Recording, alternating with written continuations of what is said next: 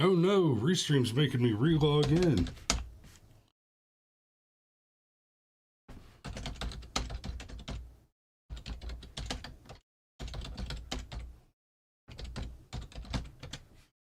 I can't see your chats yet because Restream booted me out of the chat section. Come on, booger. Oh.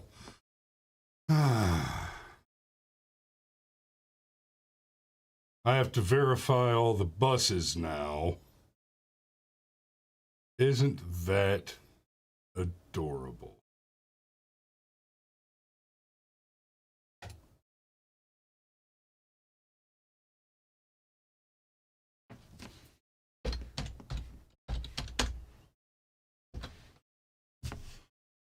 Motorcycle. Okay.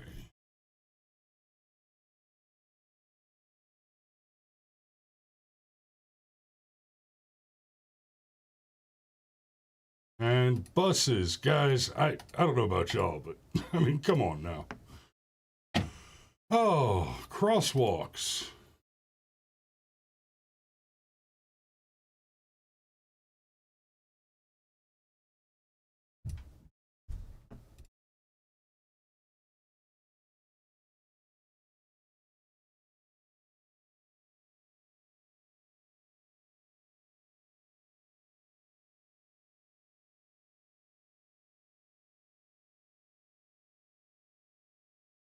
There, now it'll let me in. Oh my God. Oh my God. Okay. Now I can see your chats. Now I can see that Uncle Steve's got first blood. And let's do a show, guys.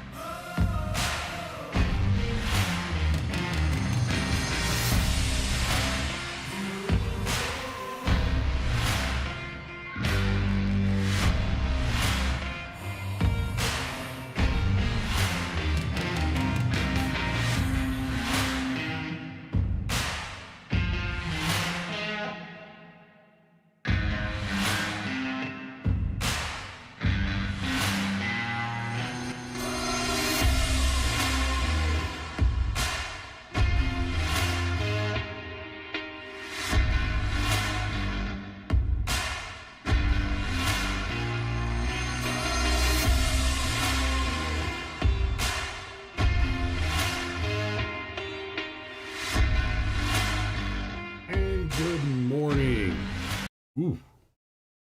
Music's supposed to stop before I fade that back up. All right, good morning, everybody. So it is Firearms Friday, right to bear arms. Yes, sir. That's I got a stamp.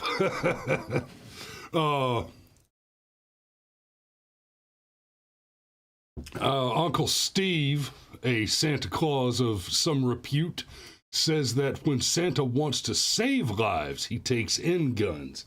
And that is correct. In fact, I'm a big fan. Little known history of Santa Claus, if for some of you, Saint Nicholas is one of my favorites. I'm not just big fan of Santa Claus, big fan of the Christmas season generally. The spirit of what Santa is never forget what the true spirit of Santa Claus is. Saint Nicholas was a ruffian of a saint, I mean, basically what every man should aspire to be, right? One who was charitable toward children. Like we've talked about this a few times on the show. Personally, I'm not a big fan of charity as a general rule, but when it comes to children, while I believe that the responsibility for the care and feeding and raising of a child lies entirely on the heads of the mother and father, you know, I won't ever watch a kid go hungry, right? Children need love, and they need protection. Now, the spirit of St. Nicholas, St. Nick is the patron saint of spies, of a particular type of warrior. This is something that we were reminded of less often than I would have preferred, honestly, but on appropriate occasions when I was still working in clandestine services and clandestine operations, that Santa Claus, St. Nicholas, is in fact the patron saint of clandestine operatives. So I have a particular professional emotional affinity to Santa Claus for that reason. And of course, there's the story of the Nicene Council where St. Nick, in arguing with one of the other pontiffs, just laid him the fuck out. Because you know what good men do? They hug kids and they knock assholes down. That's Santa Claus. You know, hug a baby with one arm and knock a terrorist down with the other. Knock a burglar down with the other. Knock a kidnapper down with the other. Put that strong right hand of God to work, right? And let's be real. A firearm in the correct hand is an extension of the will of God. It's not complicated. Ho, ho, ho, indeed, baby. And Uncle Steve, I owe you a bit of an apology. Yesterday was my daddy-daughter day with Eleanor, and we went to the big trampoline world thing at the Sugarloaf Mills Mall. And when we left that, she wanted to go and see their Santa Claus. And the girl, the adorable little redheaded girl that was running the booth, who, good God, she looked like she couldn't have been more than 16 or 17 years old, and she was tiny. And I thought that was hilarious. But she comes up to me as Eleanor runs over to Santa Claus, and she says, "Sir, it's free if she just wants to visit with Santa, but you can buy a photo package." And she was so sweet. I was like, "Oh, honey, I would never make poor Santa work for free. No.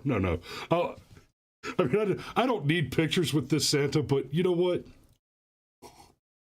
I'm not a mooch, so yeah, give me your $50 photo package. Let's do this." So I ended up with photos of some random other Santa, but we're gonna fix that in a couple of weeks, I imagine. So I saw this letter that's going around on Facebook and Twitter and the like, and I want to talk about this a little bit. So here's the letter.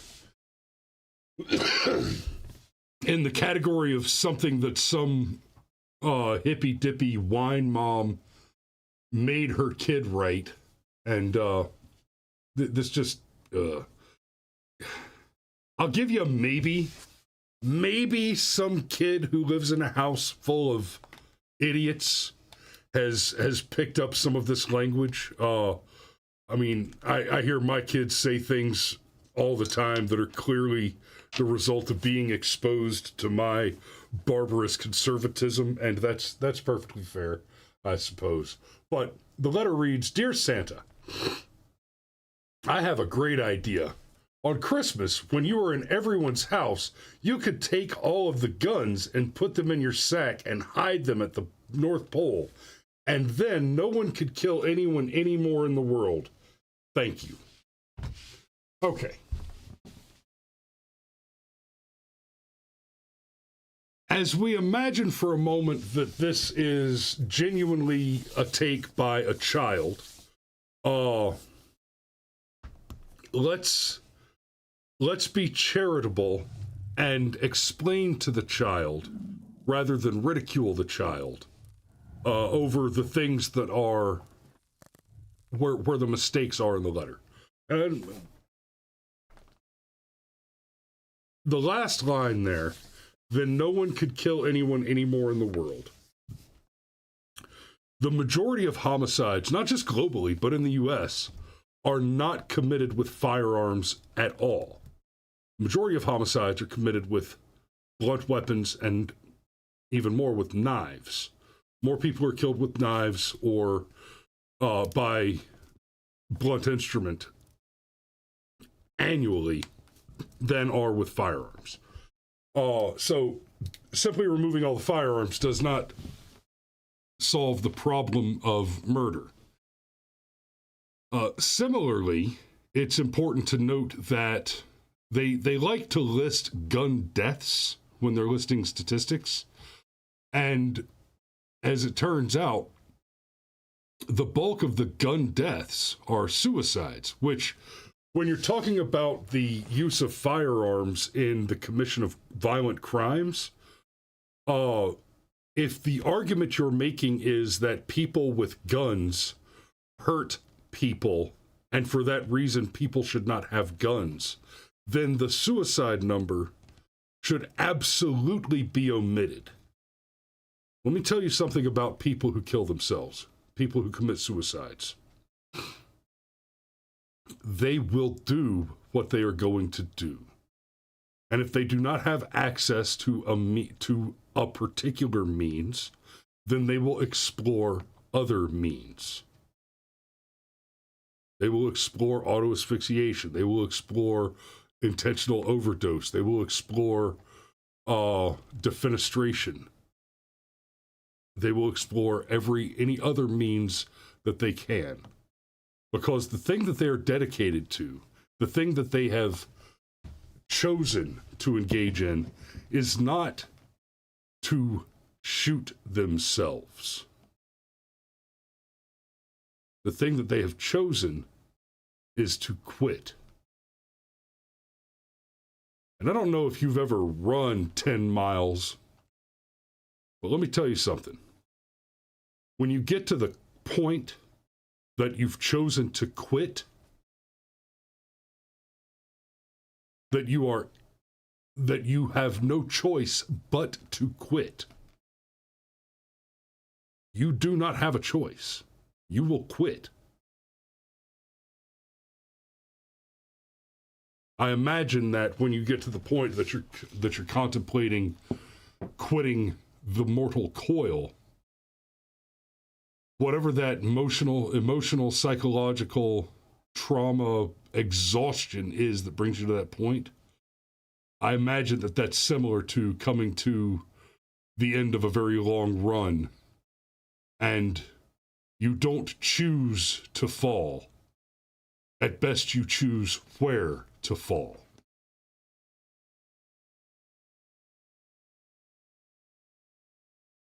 So the kid thinks that Santa Claus can come in and take all the guns. The thing about this understanding of the world in general, as I've just outlined by describing the myriad of alternatives to violence that are available when guns are not available, the fact is that the removal of guns does not, there is no significant evidence. There's, in fact, significant evidence to the contrary. There is no evidence that the absence of firearms equates to a reduction in the occurrence of violent crime, even up to the scale of mass murder. We've seen in other countries where firearms are not readily available, they have had mass stabbings. We haven't seen a lot of mass stabbings in America, which is not to say we've seen none, but it is the case that firearms are available and they are the better tool for the job if mass casualty is what you're looking for. And I'm always a little hesitant to talk about mass casualty events, because, how do I say this correctly? How do I say this responsibly? Okay. When someone chooses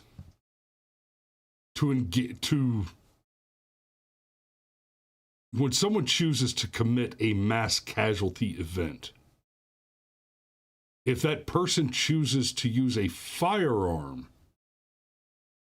in order to commit that mass casualty action, we should all be very, very grateful that they chose such an inefficient media to craft their opus. Firearms are wonderful for selecting targets.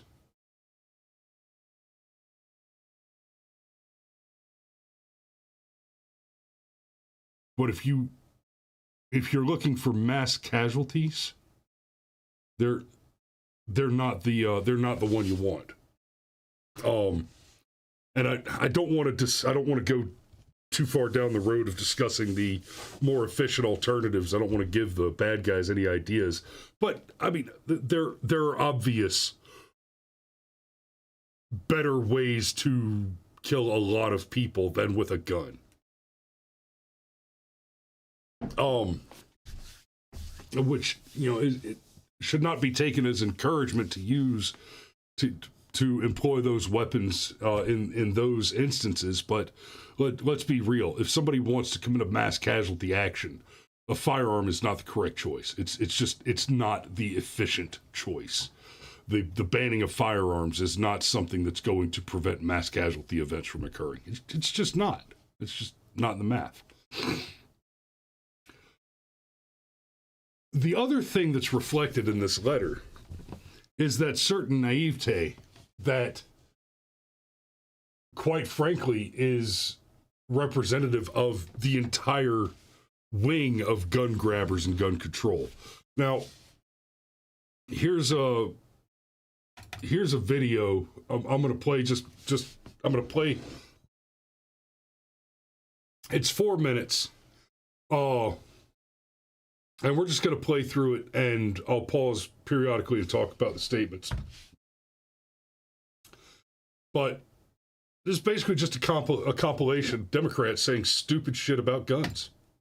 It's the availability of a double-barrel magazine extended clips. The double-barrel magazine extended clips. Okay, this is a person who's never seen a gun outside of a movie. I mean, this is a person that just is not aware of what a firearm is. Barrel magazine extended clips. Double barrel magazine extended clips. Take a look at this video used to shoot a watermelon using an AR-15. This right here. And as there are a lot of veterans watching right now. Using an AR-15, that was clearly a 12-gauge shotgun, right? Maybe 10, but that was pretty clearly a 12-gauge shotgun. Has ability with a 30 caliber clip to disperse with 30 bullets within half a second. This False. is what an AR-15 sounds like.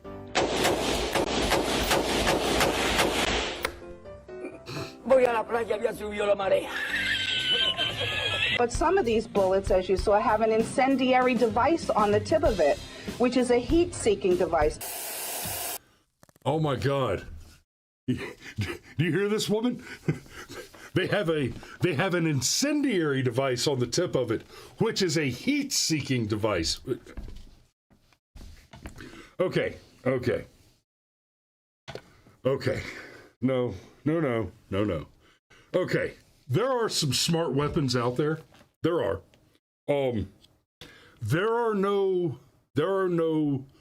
handheld firearms that fire a round that will turn corners and chase a person. They're not out there. okay? The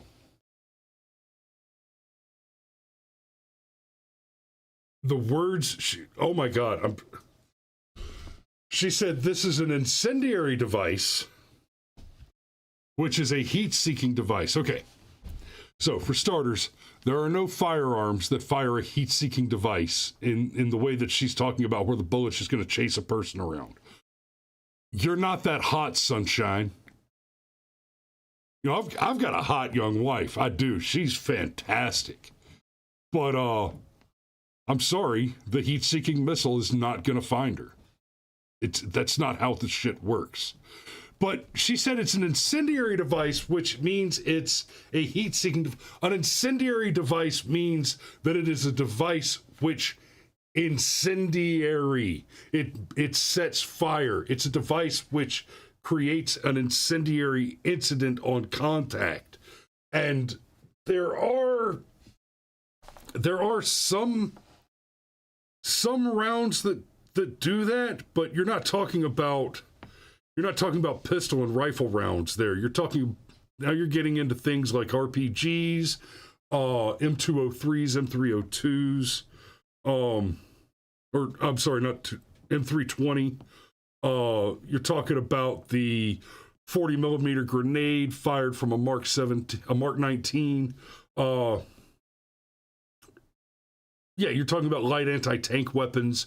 You're talking about I don't know if there's a projectile other than a shotgun that might fire a small, like 10 or 18 millimeter white phosphorus round, but an incendiary means it causes a fire. That is not the same as heat-seeking. And for all you haters out there that think I'm very stupid for doing that now, there's one less. No, there is one more highly illegal rifle. highly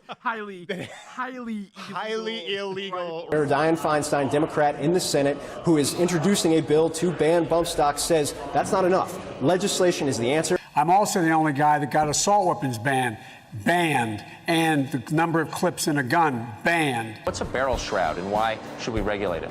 I actually don't know what a barrel shroud is. Because it's in your legislation. It's a shoulder thing that goes up. There's been a lot of people that have been shot by because it's in your legislation. What's a barrel shroud and why should we regulate it? What is a barrel shroud? I actually don't know what a barrel shroud is. Because it's in your legislation. It's a shoulder thing that goes up. There's been a lot of people that have been shot by an unloaded gun. We need to.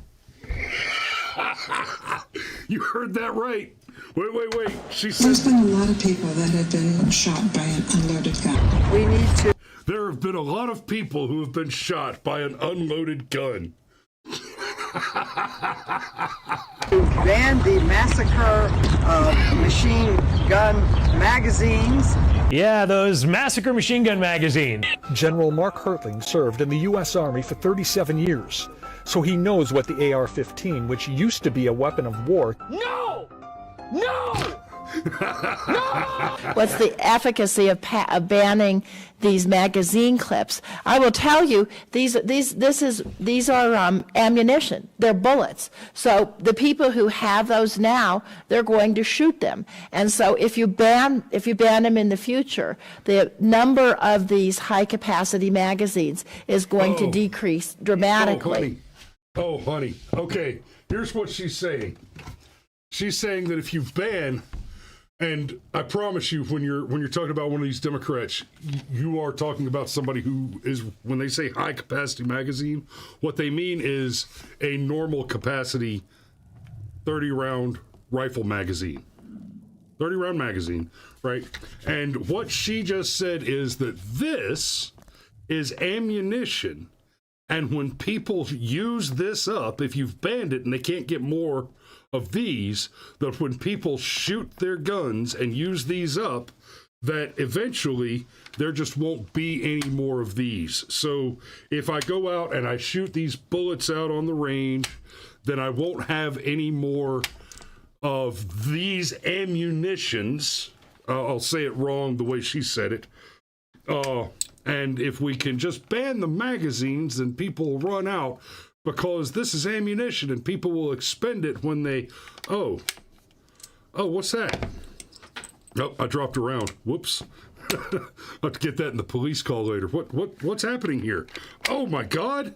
Look, I can put bullets back in it.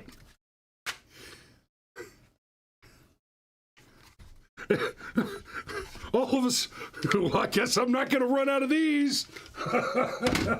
Oh, it's Democrats ought to love magazines. They're a renewable resource. Fucking morons.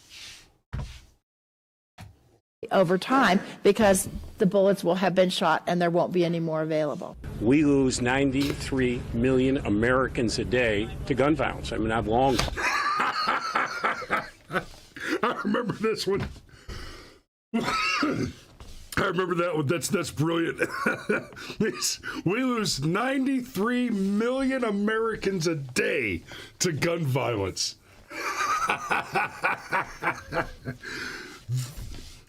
People voted for this man, and they believe the words he says. Let me just say that for you one more time. He said, we lose 90 million Americans a day to gun violence.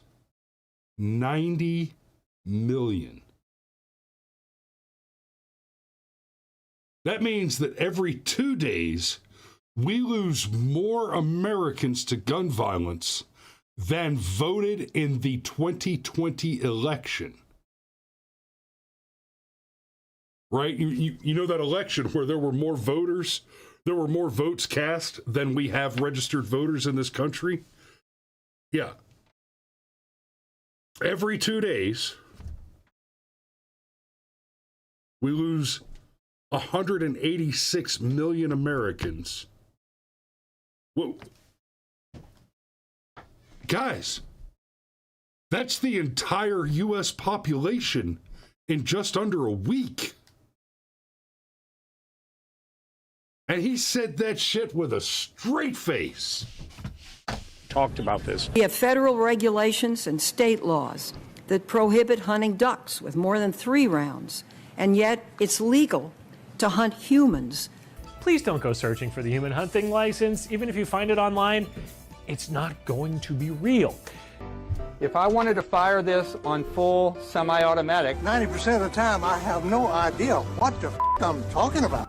Let's get serious here. But that would ban most pistols. That would ban most... No, but pistols are different. You have to pull the trigger each time. An assault weapon, you basically hold it, goes...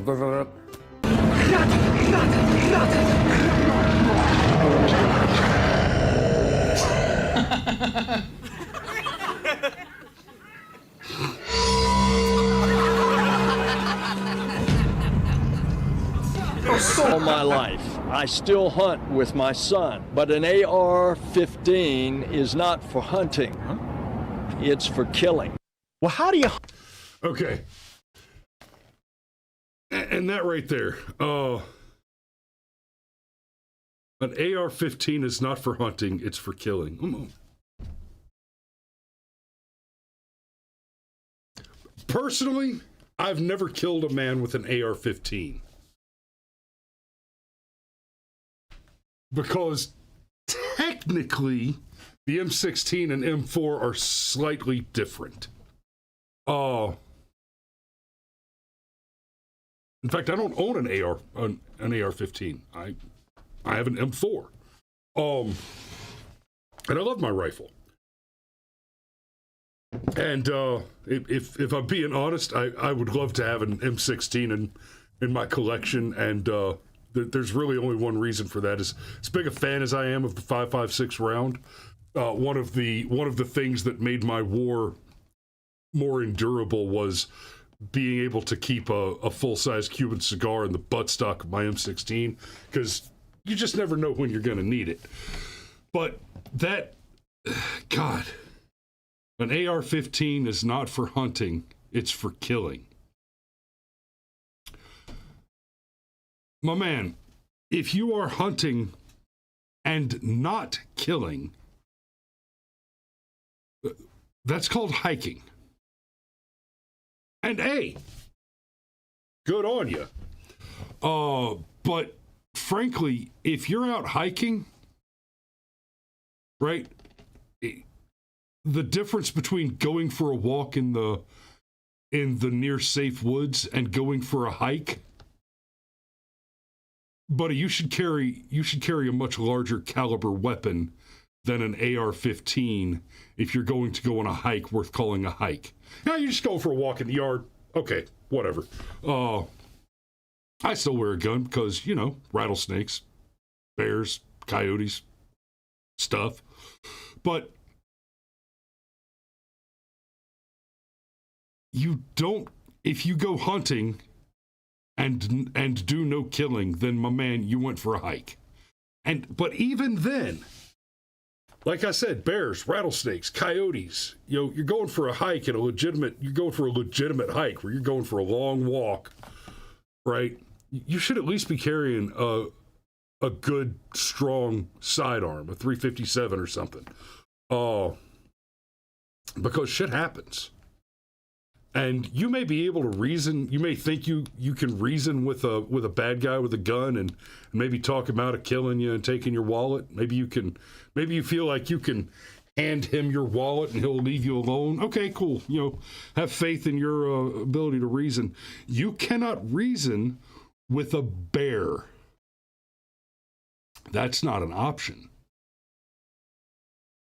So I'm going to go ahead and wrap this one up. I do have some shooting to do today with a camera.